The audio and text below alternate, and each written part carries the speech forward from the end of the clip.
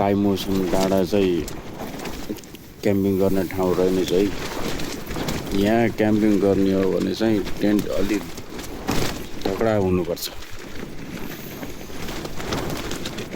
Tent टाढा भएन भने हावाले त बर्बाद बनाउँदो रहेछ है। यो कुरा चाहिँ विचार गरौँ।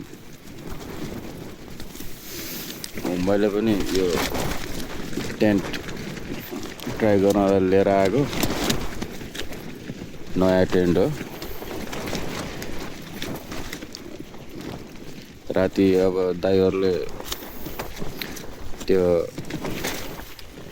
गाइलाइन्स त्यो पेकिङ गरेको ठाउँमा ढुङ्गाले अड्काइदिनु भयो रहेछ दाइले सुनिलले, ठुल्ठुलो ढुङ्गाले। सायद त्यो नगरिदिएको भए यो टेन्ट अहिले उडिसक्यो जस्तो लाग्यो मलाई।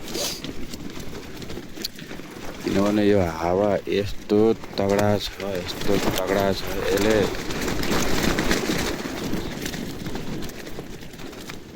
यसले यो टेन्टको यो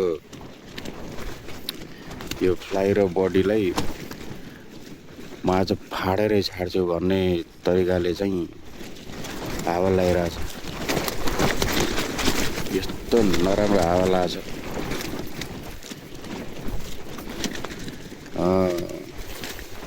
एज फार एज कन्डेन्सेसन त्यो चाहिँ छैन है।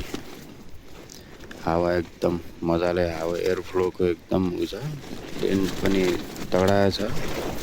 तर चाहिँ राति चाहिँ सायद दाइ र सुनिलले त्यो ठुल्ठुलो ढुङ्गाले अड्काइदिनु भएको छ त्यो पेकिङ गरेको ठाउँमा।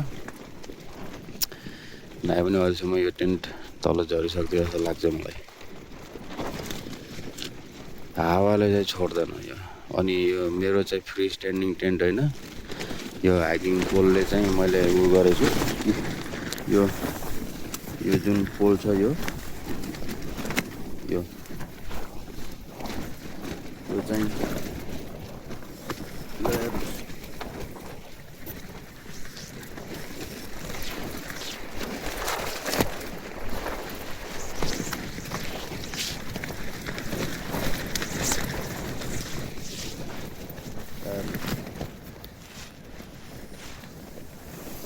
यो चाहिँ हाइकिङ स्टिक हो।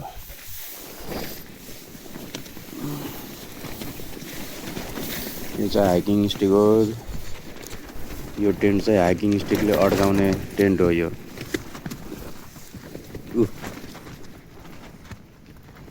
दुवै साइडमा हाइकिङ स्टिक छ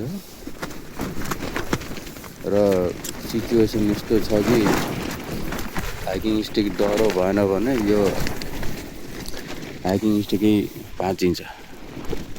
नभाँचिएको खण्डमा चाहिँ यो बाङ्गिन्छ। त्यही भएर हाइकिङ स्टिक पनि डह्रो चलाउनुपर्छ भन्ने मैले अहिले महसुस गरिरहेको अवस्था छ। तर फ्री स्ट्यान्डिङ टेन्टको लागि त हाइकिङ स्टिक चाहिँदैन। फ्री स्ट्यान्डिङ टेन्टको लागि चाहिँ तपाईँहरूको पोल्स जुन छ त्यो चाहिँ नि तगडा हुनुपर्छ। नाइ भने चाहिँ पोलै भाँचिदिन्छ यो हावाले। यस्तो बर्बाद तरिकाको हावा लागिरहेछ यो हावाले यहाँ मेरो पुरै टाउको गालामा टच भएर यो फेरि हावा छिरेर फाडम्ला जस्तो गरिरहेछ यो टेन्टलाई।